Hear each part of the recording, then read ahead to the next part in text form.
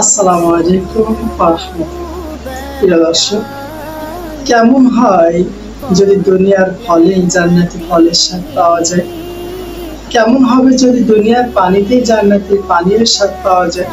কেমন হবে যদি দুনিয়ার আহারে জান্নাতি আহারের স্বাদ পাওয়া যায়? বিশ্বাস হচ্ছে না। আসলে কিভাবে পাওয়া যায়? আল্লাহ রাসূল সাল্লাল্লাহু আলাইহি ওয়াসাল্লামের আযাদকৃত গোলাম হযরত সাওবান রাদিয়াল্লাহু তাআলা আনহু বলেন, তিনি বলেন, রাসূলুল্লাহ সাল্লাল্লাহু আলাইহি ওয়াসাল্লাম ইরশাদ করেছেন, তোমাদের কেউ যখন কোনো অসুস্থ ব্যক্তিকে দেখতে যায়, সে জান্নাতি ফল সমূহের মতো অবস্থান করে। সাহাবাগণ আরজ করলেন, ইয়া রাসূলুল্লাহ, জান্নাতি ফলের মধ্যে অবস্থান করা এটার মানে কি? রাসূল সাল্লাল্লাহু আলাইহি ওয়াসাল্লাম বললেন, জান্নাতের ফল সংগ্রহ করা। জান্নাতের ফল সংগ্রহ করা।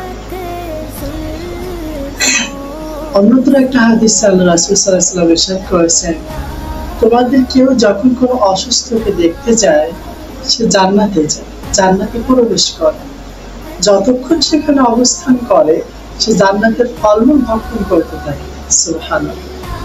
এমন ফজিলতপূর্ণ একটা আমল। আমাদের চারপাশে আমাদের প্রতিবেশী, আত্মীয় স্বজন, পাড়া প্রতিবেশী যারা আছে, অসুস্থ এমন অনেক মানুষ রয়েছে, আমরা চাইলে তাদের কাছে যেতে পারি।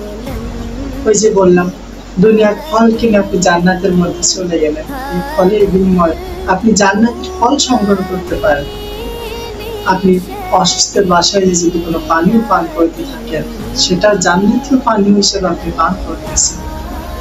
তাই আসুন, আমরা আমাদের পাড়া প্রতিবেশী, আত্মীয় স্বজনে যারা অসুস্থ আছে, তাদেরকে আমরা আমাদের জন্য হলেও তাদের সাথে সৌজন্য সাক্ষাৎ করব, তাদের যে একটু খোঁজ খবর, তাহলে দেখবেন আমাদের আত্মার বন্ধনটা অনেক দৃঢ় হবে।